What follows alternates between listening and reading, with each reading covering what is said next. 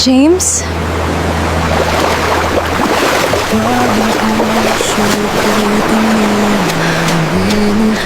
Baste? Bakit andito ka? Asan si James? Ma'am Val, pinapapunta po ako rito ng papa mo.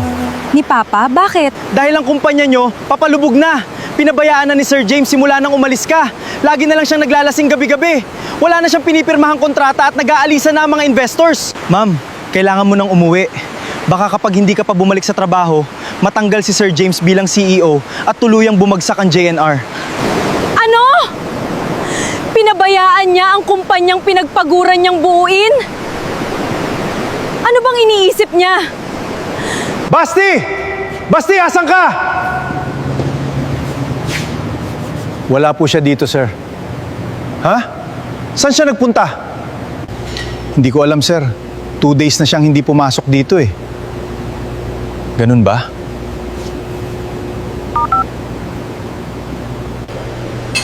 The number you have dialed cannot be reached. Please try again later.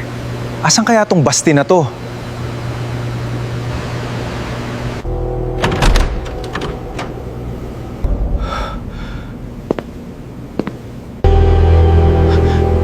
Tito Eduardo, napadaan kayo. Sana nagpasabi po kayo para... James, maraming na akong nabalitaan dito sa kumpanya mo.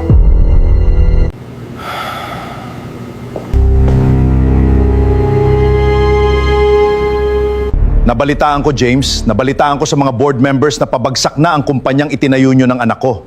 At ang dahilan? Dahil sa mga kalokohan mo, dahil sa pagiging irresponsable mo. Sir, temporary setback lang po to. Kayang-kaya ko pong ibalik sa ayos ang kumpanya. Bigyan nyo lang ako ng kaunting oras. Oras? Binigyan ka ng anak ko ng sapat na oras. Alam mo, James, mahal na mahal ka ng anak ko. Ibinigay niya sa'yo ang lahat. Matalino ang anak ko, James. Alam ko. Pero hindi ko alam bakit pagdating sa'yo, nagiging bobo siya. Alam kong mahirap turuan ng puso, James. Pero sana gamitin mo rin yung utak mo minsan. Pinababalik ko na dito ang anak ko para ayusin yung gulong pinasok mo. Babalik si Valerie? Huwag kang umasa, James. Hindi siya babalik para balikan ka. Babalik siya bilang co-CEO mo at bilang kinatawan ng shares ko. Susundin mo ang bawat utos niya. Kapag nasa loob na siya ng gusaling ito, siya ang masusunod.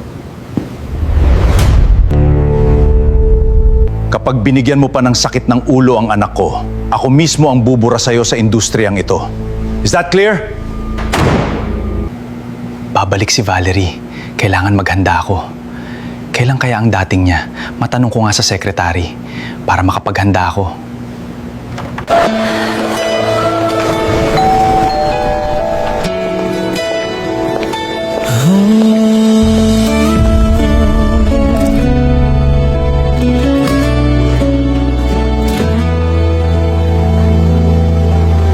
Kapag ang puso ko'y tuluyang binigay sa'yo lamang at wala nang iba pa, handa kong iaalay ang bawat... Val, bumalik ka. Alam kong hindi mo ako matitis. Huwag kang mag-assume, Mr. Rivera. Nandito ako dahil inutusan ako ni Papa na saluhin ang mga kalat mo. Sino to? This is Marcus, my business partner from Singapore. Tutulungan niya akong i-audit ang kumpanya para makita kung gaano kalaki ang sinira mo. Let's go, Marcus. Masaya ka, lahat ay gagawin.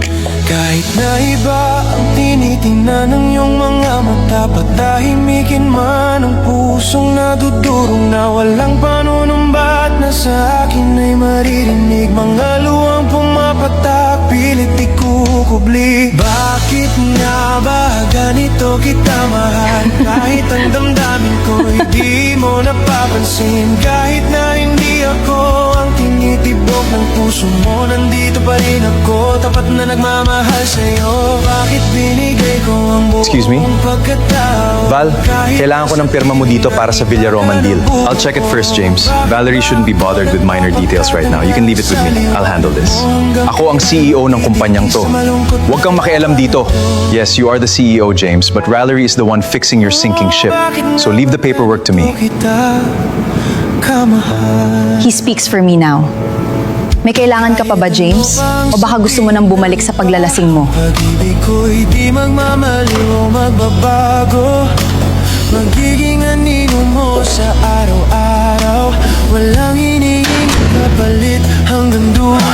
Mananatili akong totoo sa hirap at ginhawa. Kahit ang lihim kong pag-ibig ay di mo makita. Kahit na ibang hindi ka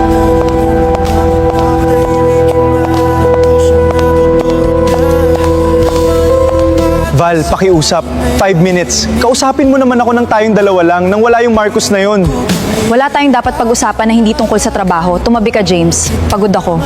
Val, nung nawala ka, doon ko na-realize na ikaw pala yung kailangan ko. Mahal kita, Val. Pakiusap, bigyan mo ako ng isa pang pagkakataon. Mahal? Ngayon mo sasabihing mahal mo ako. Kung kailan wasak na ako, kakaintindi sa'yo? kahit nasa Val, nagkamali ako. Alam kong naging gago ako. Tama na, James. Hindi mo ako mahal. Nasanay ka lang na andyan ako para saluhin lahat ng problema mo. Nasabi mo lang na mahal mo ako kasi alam mong mahal kita. Hindi ko kailangan ng awa mo, James.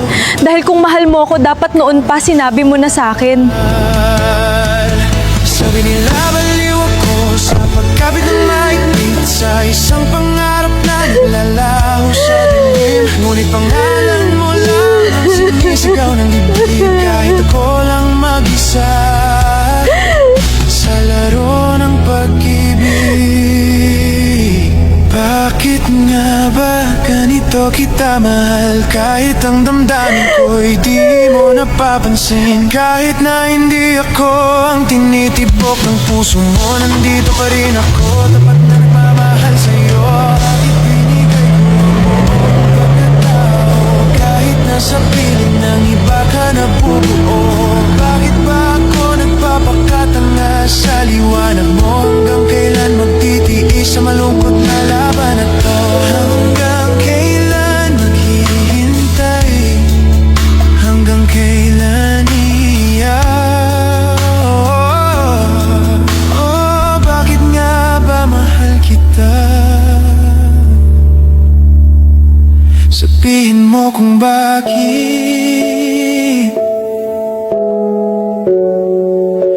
Oh, bakit mahal kita?